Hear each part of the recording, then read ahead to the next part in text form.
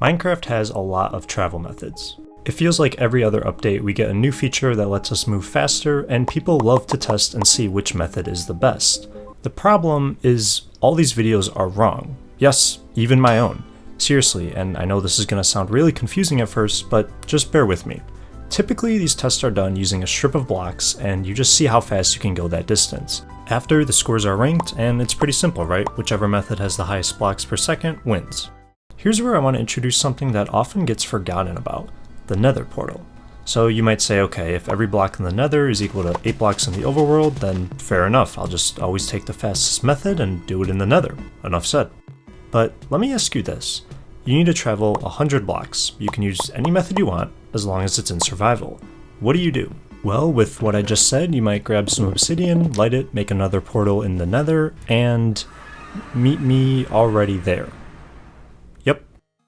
Okay, so how did I pull off this little trick? The key is that the race is rigged. Nether portals take 4 seconds to load in, and another 4 seconds to take you back to the overworld, meaning that you spent a total of 8 seconds on this screen alone. Okay, I know I still haven't made my big point yet, but here it goes. Nether portals are not always worth it.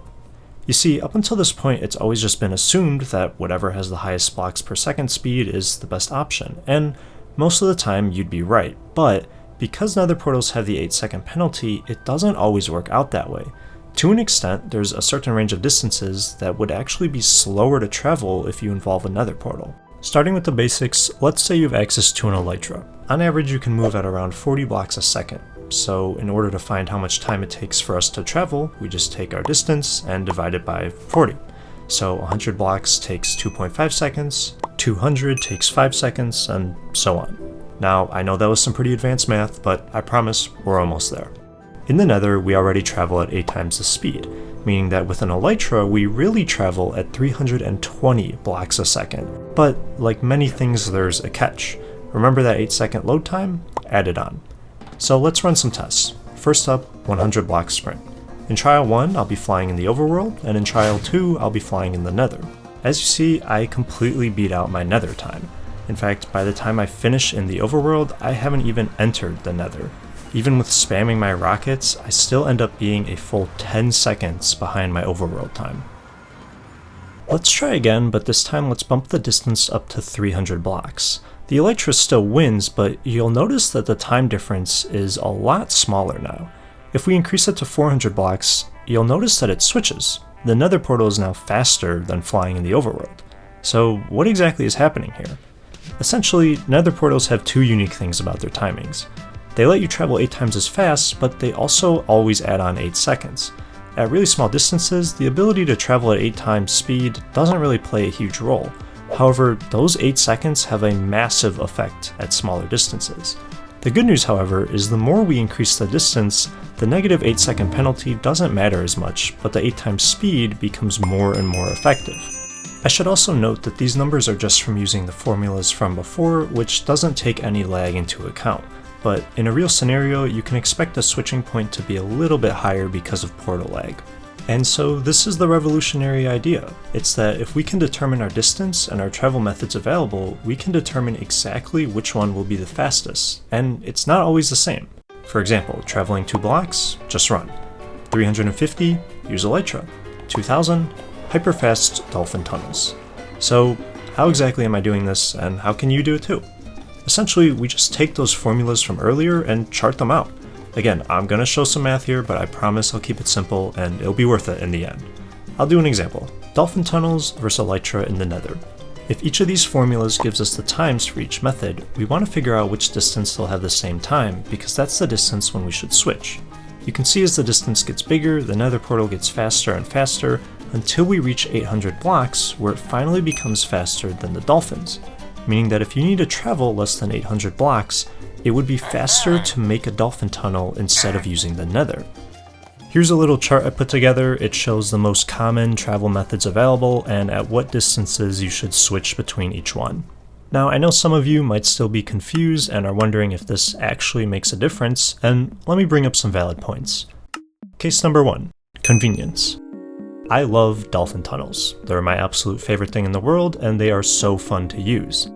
They are also incredibly annoying and painful to make. First you gotta dig the tunnel, then you gotta move dolphins, then you gotta collect 27 sacks of soul soil, and then after all of that, you still gotta make sure that your boots don't break. My point is, sometimes it's better just to suck it up and spend the few extra seconds in the Nether portal. Case number 2, cost. Some of these methods are really cheap. Once you set up a Nether portal, that's it. It doesn't charge you a fee to use. Elytra, however, costs rockets, which if you don't have a gunpowder farm, adds up really fast. Case number 3, lag. Nether portals may be laggy, and if you're playing on a large server, it probably won't take you exactly 8 seconds to travel.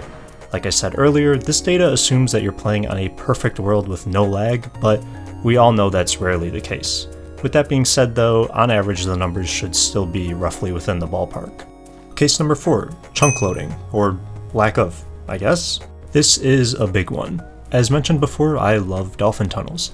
They work by combining Dolphin's Grace, Depth Strider, and Soul Speed, and if you want to go even faster, you can use a beacon to get speed too. This is great, but they have this problem where you can actually go so fast, the world can't load in fast enough. If you've ever been flying with an elytra and stop mid-flight, it's the same thing. This is important because even though this method is technically the fastest with an astounding 144 blocks a second, the occasional lag spike brings down its actual speed.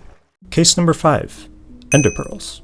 In my own video, I said that Ender Pearl chambers are the fastest way to travel, and yes, that's a little bit of clickbait, but they are. However, the chunk has to be loaded, meaning that past a certain point, this system runs out of range.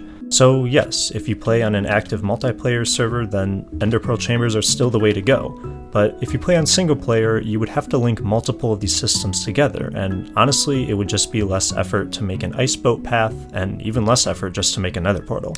So with all that being said, why bother? I mean, will a few seconds really matter? To most people, no. If you only play on your worlds for a week before you get rid of them, just make a Nether portal. But if you plan on playing on a world for months, or maybe even years, you might want to consider a construction plan to sketch out where your dolphin tunnels will be. Alright, I'll shut up about the dolphins. In the description, I also put a link to the spreadsheet we made for this video, so you can put in any distance you want, and wow, look at that, it does cool spreadsheet stuff. Also, big thanks to Foursquare for helping me put that together, it was very helpful in making this video. The reason why I'm so excited about this is because I looked and I couldn't find anything on this type of research, so hopefully this new information can change the way people travel in their worlds. Hopefully this video was clear enough, and if you have any questions, you can leave them below, and I'll do my best to answer them. Anyways, that's about it. Thanks for watching.